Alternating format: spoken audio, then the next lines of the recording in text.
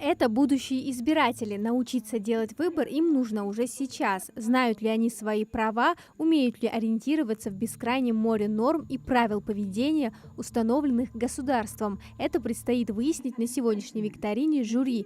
В его состав входят представители регионального отделения движения первых, избиркома и районной администрации. Первый тур состоит из 20 вопросов. На обдумывание каждого 30 секунд. Великолепная пятерка считает, что с президентом Российской Федерации можно стать с 5 лет. Понятно. Ваш ответ, Риск? Команда «Риск» с 35 лет, если проживает на территории Российской Федерации более 10 лет. Ответ засчитан. Ваш ответ?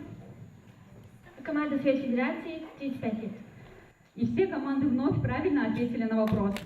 Следующий тур викторины «Мы, будущие избиратели» состоит из 4 вопросов. Все они на логику. За правильный ответ участники получают по 2 балла. Уровень сложности повышенный, поэтому и времени на обдумывание больше. Первый вопрос: в каком государстве основные вопросы Народное собрание решало путем голосования? Белый камень означал положительное решение, черный – отрицательное. На глиняных черепках писали имя неугодного человека, и если их набиралось много, то он изгонялся из полиса. Вы считаете, что это Филиппины? Да. Команда «Риск». Ваш ответ? Греция. Греция. И Совет Федерации? Наш ответ Греция. И это правильный ответ. Это действительно древняя Греция.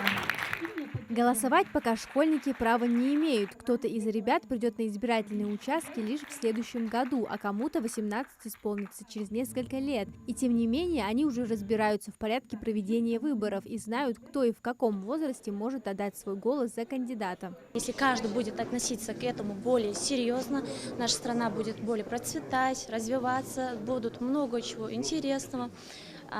Считаю, что это очень важно проголосовать и иметь свое мнение, точку зрения, свой голос. Подобные мероприятия ко Дню молодого избирателя проходили практически во всех школах региона в течение последнего месяца. Сегодня же в районном доме культуры Кантышева подводят итоги.